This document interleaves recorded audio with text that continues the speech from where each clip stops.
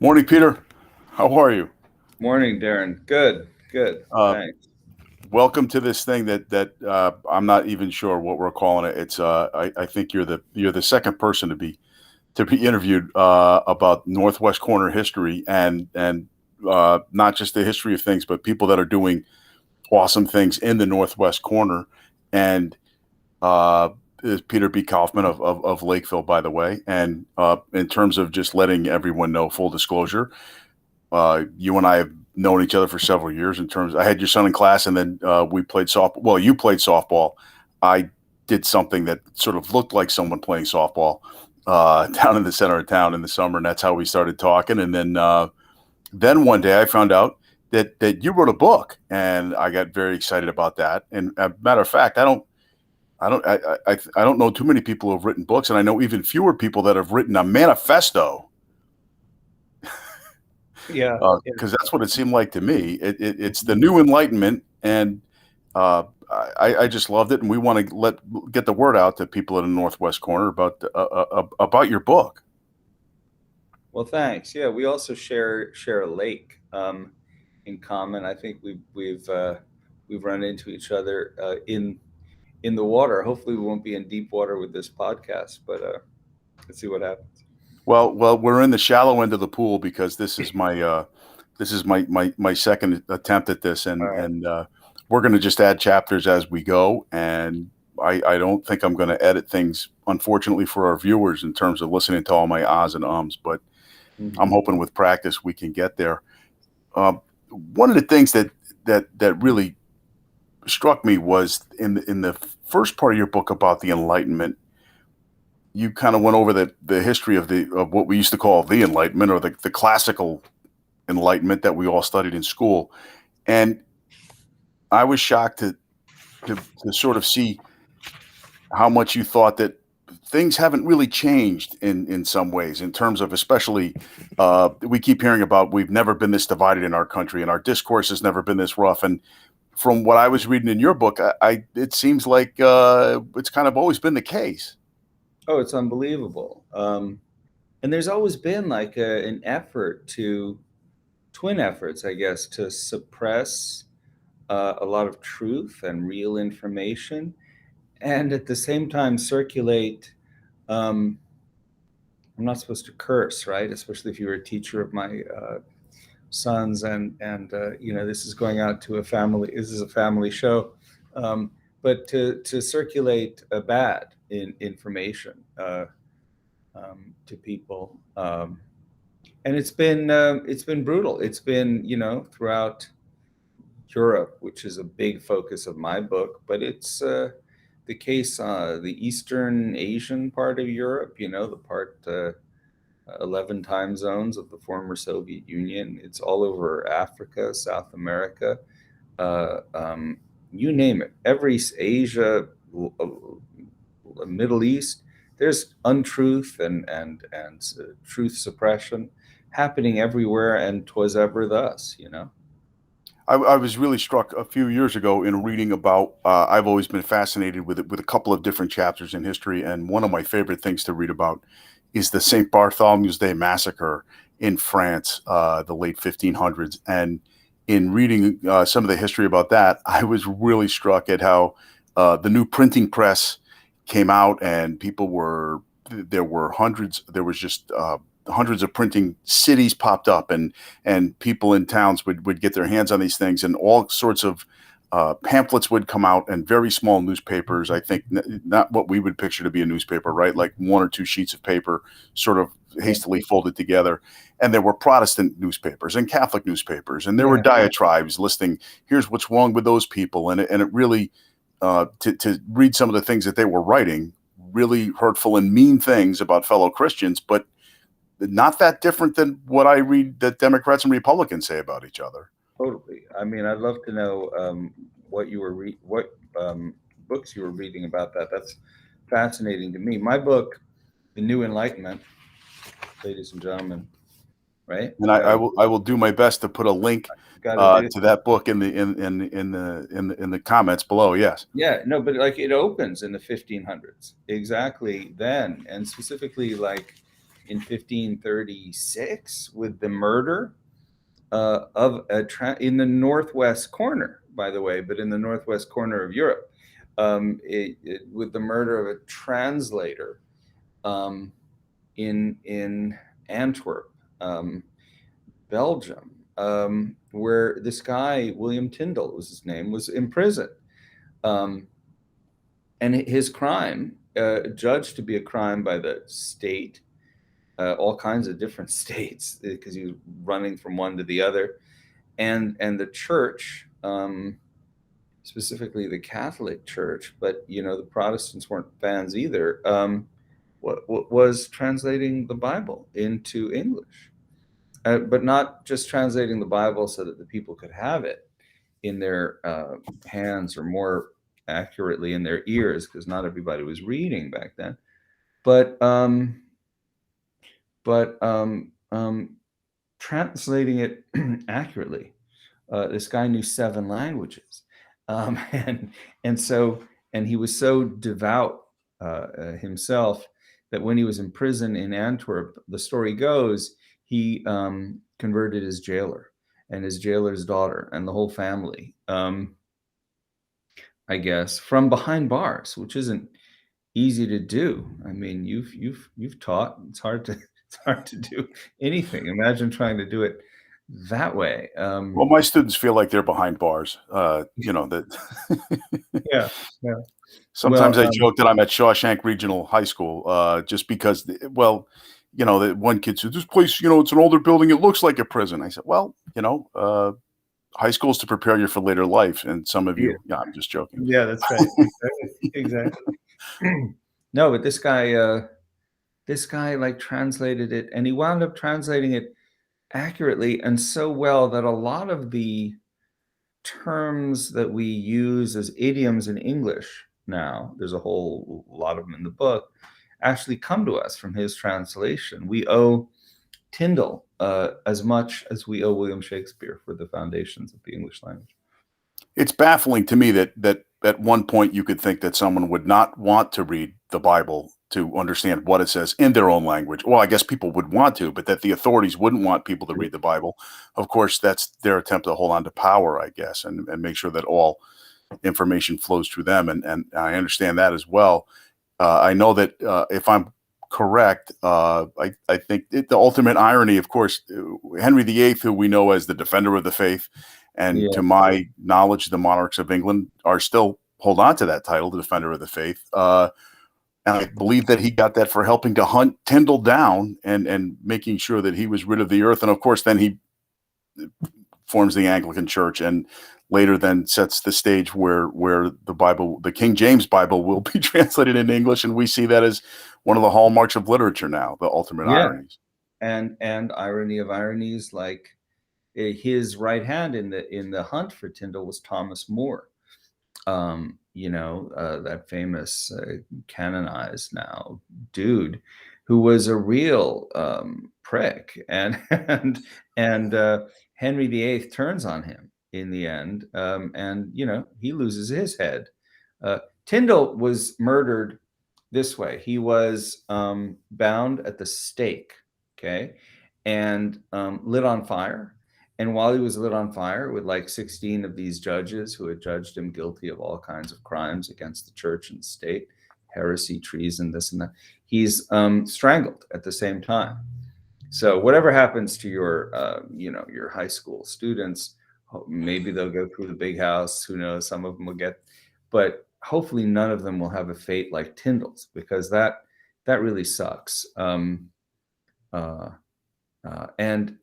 yeah. Henry VIII, Thomas More, these people, all they wanted to do was stay in power and suppress the truth. And back then, we have all this information. Like, people are going to watch, millions of people are going to watch this podcast invariably, right? And like all these folks are going to be, at the same time on watching television and seeing stuff on their phones and reading a paper maybe, and reading anything, an advertisement, the price of gas.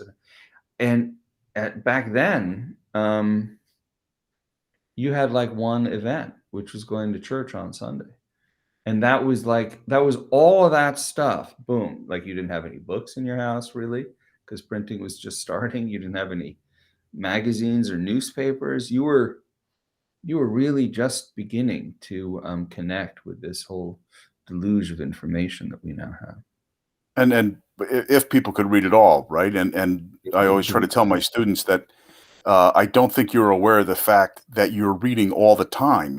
We unconsciously read things. We drive by billboards and read them without Yeah. even understanding. And uh, I heard a great article on story on NPR the other day that as much as we now, as the older generation, I find myself shocked to say all of a sudden, uh, Yeah. we Happened lament fast. students. Yeah. Last week, I was one of those people that the older people were complaining about, and now we all lament that students don't read enough, and we never see them with books. But this person pointed out that people are reading all the time. We're All the surrounded time. by words when we're texting and when we're the kids are looking down, they're looking at their phones. Yes, they're watching some videos, but they're also reading. There's constantly surrounded by words, but not necessarily reading in the way that you and I might think of as reading, really sustained silent reading, diving into a book. However, one of the things I was fascinated by that background and that you gave about how much, and we'll let the readers sort of discover the other parallels that you point out in terms of the fact that this new technology shows up, the printing Mhm. press, and throws a hand grenade into sort of the status quo of Britain, just Europe, sorry, just as the internet has done the same thing for us, and Twitter, and all those things. However, quickly your book pivots and it becomes one of, I don't want to let the reader think that it's only a doom and gloom and the end is near. Mhm. The overall spirit of your book is an optimism about what can happen with all this information, and that overall, for example, Wikipedia is such a great thing, and I was interested to was your goal to sort of ease people's concerns or to let them know it's also a warning about what could happen if we lose these great things? Yeah, it's definitely both things. It's full of doom and gloom, but it's doom and gloom and then some room. No, it's doom and gloom, and then there's some promise. The doom and gloom is very real, though. It's doom and gloom. It's like, let's appreciate how long people have tried to suppress, like actively suppress knowledge, like information. Because the full title of the book is The New Enlightenment and the Fight to Free Knowledge. Um, and it's being translated now into a couple languages, and they keep trying to say the new enlightenment and then the subtitle, the fight to free knowledge. But I try to make it like all at the same time. The title, it's one big piece. But they've also been heroes like Tyndall.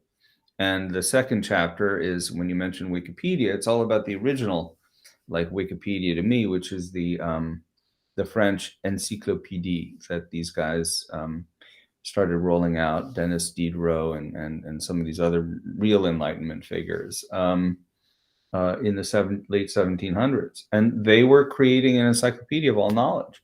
And you know what? Everyone tried to shut it down again. Like, it's incredible. Like, why is this a problem? This is a problem because it isn't controlled. And because some of the stuff in this encyclopedia, and I've read a lot of it. I wish it upon. Well, no, that's not true. It's good stuff, and they're English translations of this whole thing. It's like millions of words these guys put together, and they're sneaking around. They're talking, they're criticizing stuff in these articles in the encyclopedia. They're ostensibly objective articles, like in any encyclopedia, like in the Britannica when we were growing up or whatever. But they also have editorials in there about like the slave trade and how that's just a crime against humanity. And so there's enlightenment in the process of bringing out that knowledge, and there's enlightenment in the knowledge that these guys are focusing on bringing out. So yeah, those were heroes, and I think we have current heroes today the people who created Wikipedia, the people who run the Internet Archive at archive.org, a lot of the non-commercial alternatives that we have to um, um, corporate-run media, especially media like Fox. I always think of my students must be thinking if they're going to watch this thing, and I think we're pretty safe from that. But I know that, well, teachers hate Wikipedia. They always tell us not to use it, and it's not because it's not a reliable source. Although I do remember in the beginning when people could go in and edit things, and before they really sort of locked that down, I remember reading the Thomas Jefferson entry 25 years ago, and Yeah, all of a sudden there was a chapter about how he went to Jupiter and met with the emperor of this lower quadrant of the galaxy, and then somebody quickly pounced on it and took that out. Well, you don't see people yeah, doing those hacks anymore just for laughs and giggles, but I tell the students that we just don't want to cite it in the sense that it's a general collection of knowledge, and we want to get really more specific, and your professors in college aren't going to think very highly of you if you're citing Wikipedia. But I try to tell the students I'm there all the time reading yeah, piles of stuff. yeah. It's I my vocabulary fails me in terms of finding some other word other than mind blowing, the amount of information that's at our fingertips. And Yeah. uh, I think your book is a warning in the sense that what might we need to do to protect this thing or to Yeah. protect the access to information. That's exactly what it is. That's exactly what it is in my book. Thank you. That's like the most succinct description of it. In fact, I have to write it down. So as usual, like you're a teacher, I'm going to be taking notes or warning about what to do to protect this stuff because it's fragile. And so, like the third chapter in my book, the first is about Tyndall, the second is about the Encyclopédie and Diderot and these Enlightenment characters, and they have cognates like when I whatever we can get into it, but like they're living examples of what these guys were about. Wikipedia is certainly the encyclopedias is certainly Wikipedia today. But like what Tyndall did, there are a lot of people who are kind of doing that kind of stuff today, and they get in trouble for it. And we can go on about that. But the third chapter of my book is about like the Soviet Union and that experiment over there. I speak Russian, which doesn't make me many friends these these days, except for Russians. And like in a flash, that country became like that whole landmass, including Eastern Europe and the Baltics and other satellite states, became subject to like totalitarian thought control of like the first magnitude, like almost unimaginable by Diderot at any rate. Tyndall might have been able to say, hey, I recognize that, but the guys in the 1700s, as things were beginning to liberate a little bit, would have had trouble seeing, this Leninist, Stalinist vision of totalitarianism come. Well, one of my favorite parts of your book was the account of the bureaucratic nightmare that it was for people in the Eastern Bloc to publish, and all the different things. I don't want to go into too much detail because I don't want to have any spoilers. And clearly, I mean, you're going to do this much better than I can. Just the hoops that people would have to jump through in order to get something published, and how things would great ideas would die on the vine in the block because they just couldn't the labyrinth machinations that someone would have to go to get their book published, as opposed to being where in a society where just about anybody can get a book published, and if it's worthy, it's going to sell. To put it mildly, just about anybody can get a book published. I'm standing in front of you. I'm standing in front of you as evidence of that. No, it's totally true. Like in Romania, you had to, if you were a citizen in the 60s or something like that, in Bucharest, you had to register your typewriter with the state. Like, you couldn't Well, get it's a weapon, right? Yeah, it's a weapon. Like, what's his name? Like his guitar, right? This machine kills fascists, Pete Seeger. That's what these guys were thinking, who were in power. And, they were right, because revolutions happen because information travels. And so, they weren't without reason. But they suppressed everything. You couldn't get paper to print on, and that's why this whole culture of samizdat kind of came into being. This underground publishing, all these people who were forbidden from circulating their ideas in our lifetimes. This is the one of the benefits about being as old as we are, is that you can at least look back on some of these things and just go, what? That was like around. I was born less than 20 years after the end of World War II. And boy, Nazi Germany, which doesn't feature in this, but I'm working on something now a bit more about that. Good, but I'll get another episode out of you. Was it? Yeah, you're gonna have to wait about 3 years. But yeah, no, that's a whole scene about misinformation, to put it mildly, right? And now here we are with the big lie and other stuff like that. We're actually living under, and the big lie is not a phrase that would have been unknown to people in the former East Bloc.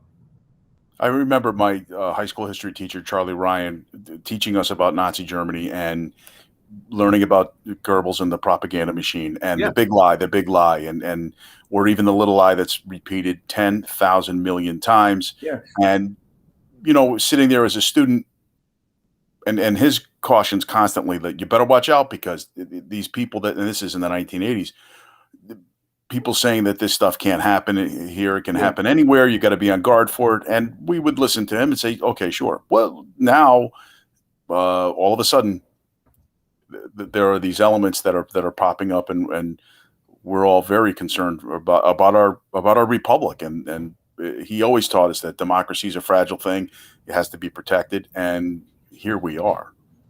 Well, it doesn't surprise me that a history teacher comes out as the hero in this conversation so far, but it's true for you, because look at it. Like, this guy Daniel Goldhagen wrote this book called Hitler's Willing Executioners, and he talks about, he was a Harvard teacher and he left because, I think, in part because his book caused so much controversy, but also it sold so well that he could leave. Like, he created an account of what he called the hallucinatory ideology that the Nazis circulated by repeating it, by controlling every aspect of, you name it, the film industry, radio, which was the biggest thing, the press, which especially these like Sunday newspapers, the textbooks that were circulated in school about, especially about the Jews and about the Nazis and the Aryan hallucinatory ideology. And I can't think of a better phrase to describe, if we channel surf today and accidentally stop on the wrong network, Holy Toledo, Well, it's all based on your point of view, right? Which one's the wrong network? Because then there's other people that think that the network that I might gravitate to, that's the wrong network. Yeah, but you know what? It's the wrong. Fox is the wrong. No, maybe, but Fox is the wrong network. Hey, you're costing me viewers, maybe. Yeah. Well, you know what? Interview them, and you'll get both sides of the coin, quite literally. Excellent. I'll do that. Exactly. So, no, but seriously, I mean, I'd go up and argue that against anybody, because, among the big lies that are being circulated on that network is, the vaccine will cause you harm. The vaccine against, this is a pandemic. We're almost at 1 million people dead in the United States, 1 million people. And the idea that we can even be having a conversation that doesn't reference that about anything, about, if we ran into each other on the softball field, like, how could we not talk about the fact that 1 million people have died in part because of bad information that's been suppressed, information that is bad information that's being circulated, and and the same is true about the presidential election having been stolen.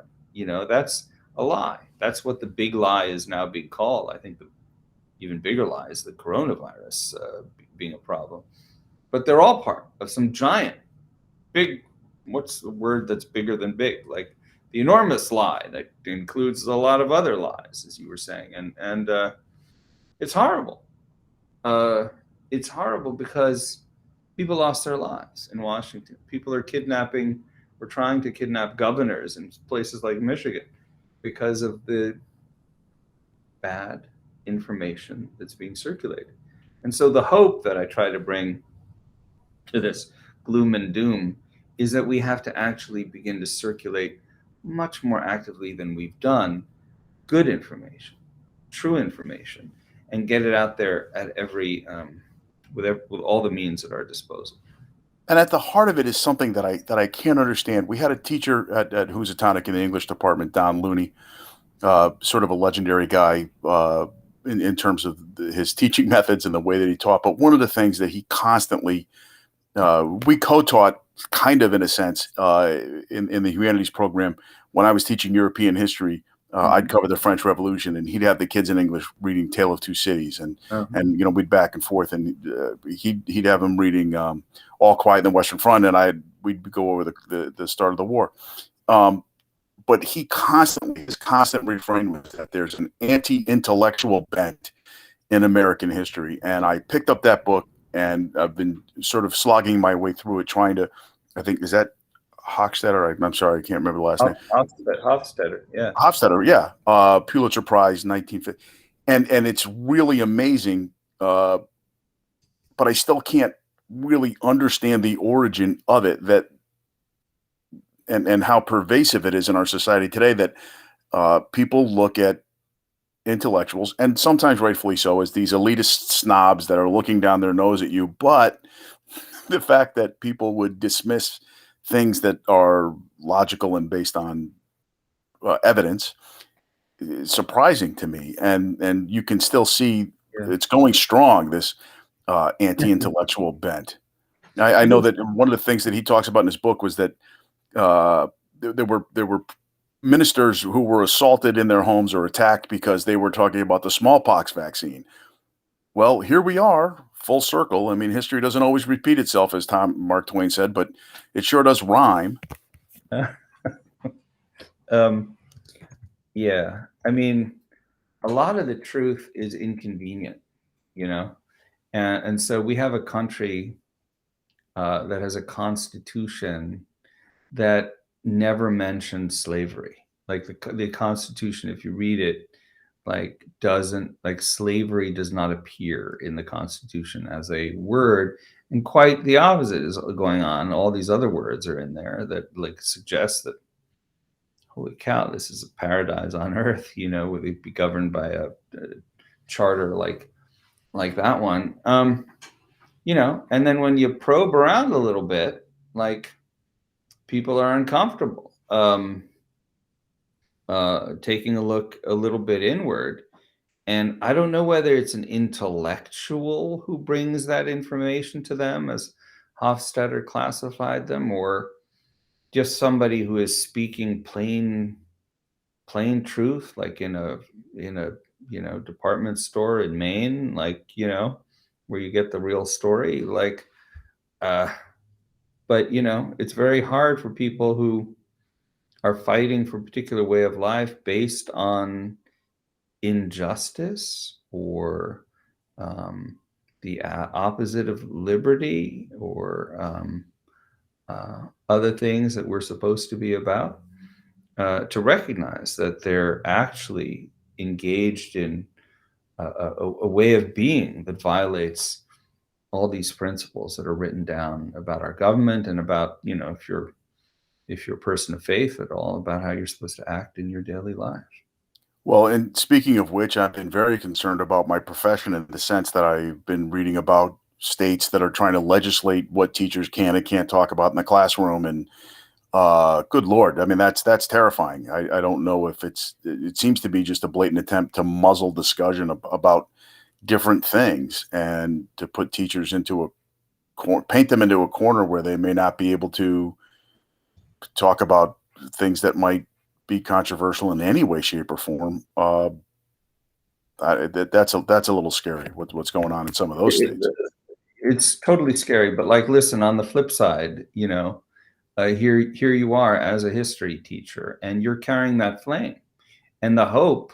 I'm sorry to say this, put so much pressure on you, but the hope lies with people like you, like who are going to keep teaching the truth, and who do a podcast about, well, obviously I'm a propagandist, but a manifesto writer, as you put it, which is true. But like, that's super important. And the more people who do this kind of thing, the commitment that you've made in your career, your life, whatever, like I see you, every time I see you, we wind up talking about history. So it's more than a day job for you. And it's the truth about history, not Well, this other. I thank you for that, but it's something that I enjoy, and to be quite frank, I probably couldn't get paid to do anything else. I don't have a lot of other skills.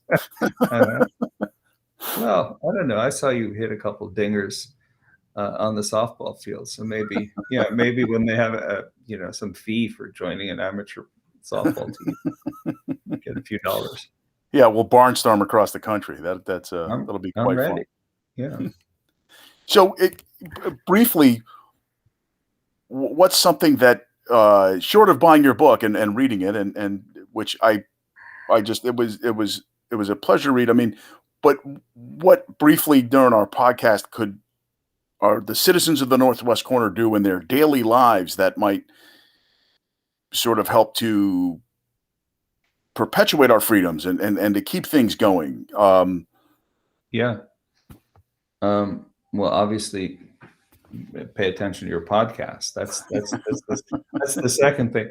The thing about my book is the publisher, Seven Stories, and I worked out an arrangement where free copies are available online. So if you Google the New Enlightenment or the New Enlightenment and the Fight to Free Knowledge, yeah, you can come to a link that'll take you to buy it, but you can also find the entire text readable online, because here I am as an advocate for free culture and open educational resources. I work at MIT producing these things.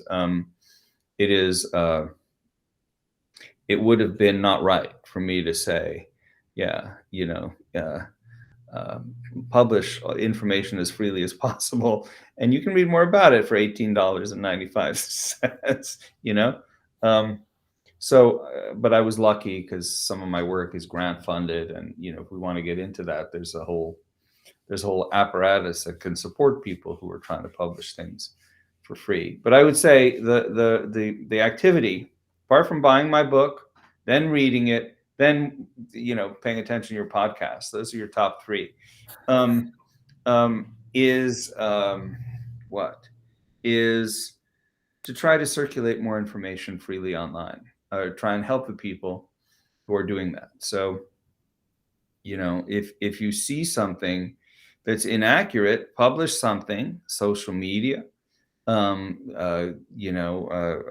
something, on a website, get out there, write for the newspaper, like everything that you do to counter misinformation as it's taking over large sectors.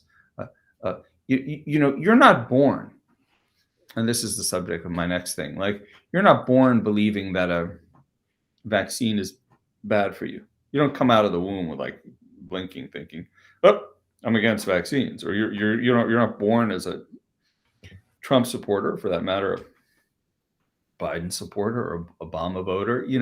You were born, all these ideas somehow get into your head somehow.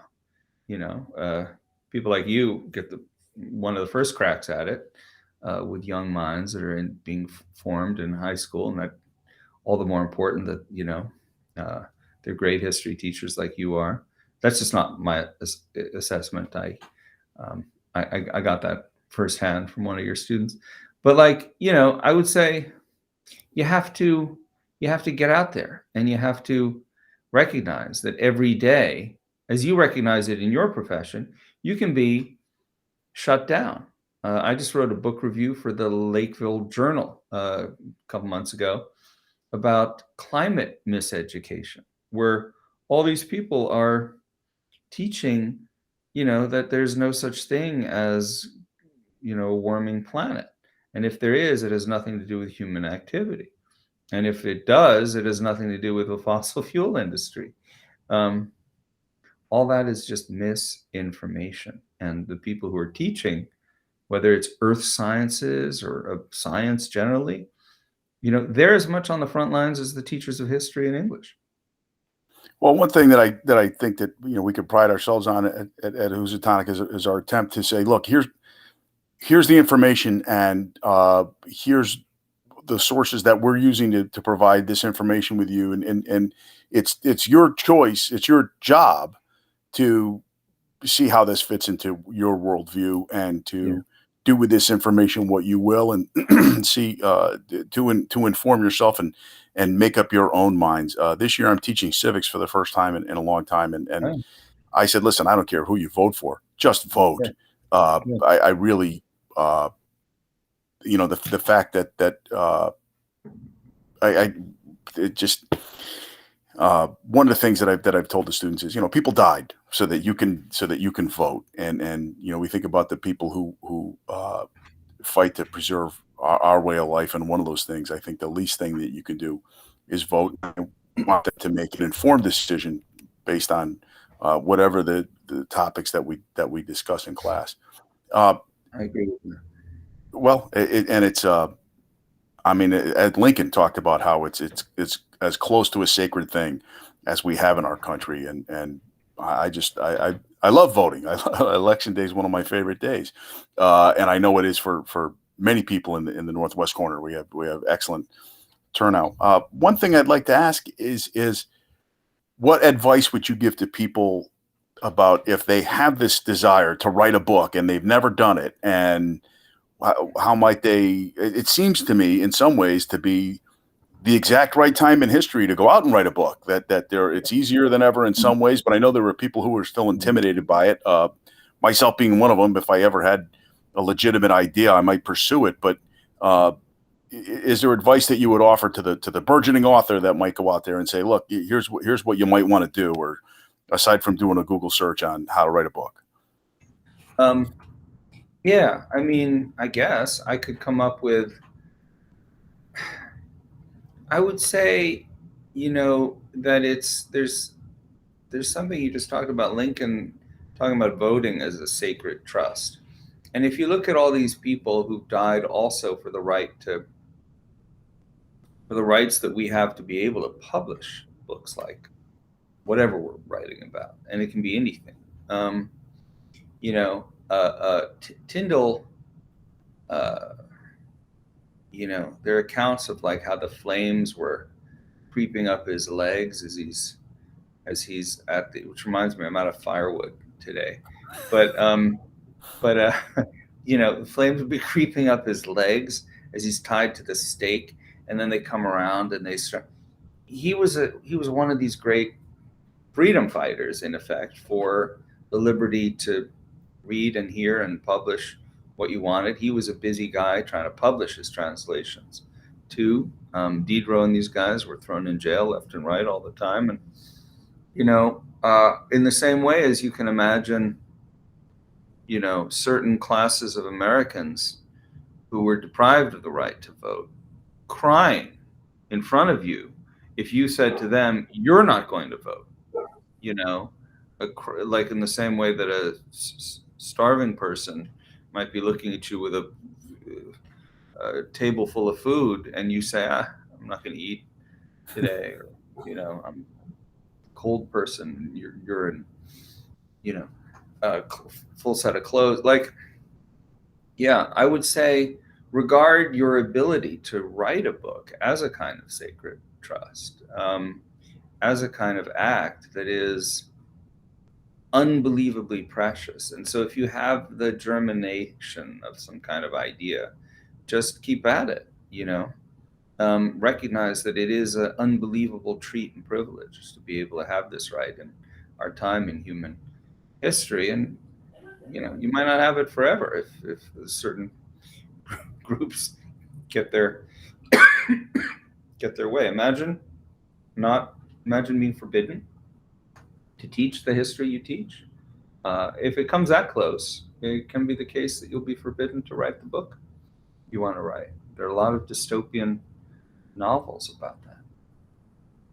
Well, Peter, I tell you, I can't thank you enough. It's just been a wonderful privilege for me to bring people your book, and I hope that and you've got a little bit to learn about marketing in terms of giving it away for free. I don't know how you're going to have your retirement villa in Marseille if you keep Yeah. doing this, but it's a wonderful thing, and you're to be applauded for that. And I really hope the people of the Northwest Corner get out there and read your book, just in the sense of having that Northwest Corner pride that we've got people living in our part of the state that do these sort of things. And I thank you for helping me, begin the podcast, and we're going to get this word out there, and hopefully we'll learn about all kinds of other people that are doing amazing things here in the Northwest Corner along these lines. Well, thanks a lot. Thanks for having me on with you this morning. It's a pleasure to talk with you about this and about anything, really. So, well, lastly, the last thing I'd like to just, if you don't mind, in terms of current events, we're dealing with. I know you're a Russian scholar in many ways. As of this recording right now, there's a lot of, if you don't mind me asking about it, there's a lot of tension and worry, anxiety about the Russians massing at the border of Ukraine. Is this something that's just in terms of some of the things that I've read that seem to be sort of an oversimplistic summary of what's going on for the reader? Here's Putin trying to resurrect the Soviet Union or return Russia to its glory days, or try to get some leverage on making sure that people see Russia as a player on the world stage still, or maybe he's trying to deflect from the bad economy at home and stir some nationalism within the country. I don't know. I'm very concerned about Russian tanks rolling into the Ukraine. Is that something that keeps you awake at night, or? I'm more concerned about our own foreign policy than I am about Russian foreign policy, in part because my tax dollars go to pay for this foreign policy, and I'm a citizen of this country. And,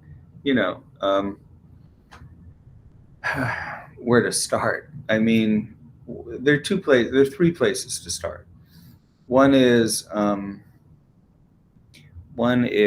take a look at the history of NATO and the relationship of NATO to the Soviet Union, and the promises that were made to the then head of the Soviet Union and then Russia, Gorbachev, when NATO disbanded. How many members NATO had then?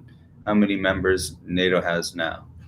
And just on the map, like we began talking about, you're geographically situating this podcast and my book, and so if you look at a map of where Russia is, huge as it is, take a look at the alliance that has formed, especially since 1991, collapse of the Soviet Union, around it. That's the first thing. The second thing I would say is, I've heard a bunch of people talking about how Russia has always treated or began Ukraine as a colony and a this and that. Dive a little more deeply into the history of Russia, and you'll find that it began in what's called Kievan Rus in 1,000 years ago. Kievan Rus means Kiev, and Kiev is the capital of Ukraine today. But the whole thing was a mosh pit. Russian identity is very much centered, a religious identity, which was suppressed during the Soviet Union, but also a sense of nation and statehood and language. Take a look at the history of Russia a little more deeply than the last 10 years. And the third thing I would say is, it's also said, if the Russians invade Ukraine, this is going to be, the largest invasion in Europe since biggest war or military action in Europe since the Cold War or since World War II or something. But, broaden the canvas again a little bit and study invasions that happen in other countries that maybe we had a hand in leading, and tally up the number of people who've died as a result of American misguided or Western misguided invasions of other countries like Iraq. Um, the business of invading places, lately the business of inventing a pretext for invasion, which you hear about in yesterday's news, like Russia's concocting some false flag Ukrainian fake invasion of their country. So they, you've taught the Gulf of Tonkin incident. This isn't. These are empires facing off one another, and none of them has a purchase on a moral high ground right now. Well said. Well said. I think that is a great place to sort of wrap up our discussion. But I hope we can do this again. Maybe when your second book comes out, or whenever the spirit moves us. Thank you again so much. And please, the book is Enlightenment, the New Enlightenment, Peter B. Kaufman, and I will try to get those links on there in order for you to have that villa in Marseille. Thank you again, my friend. Thank you. Bye. Bye now.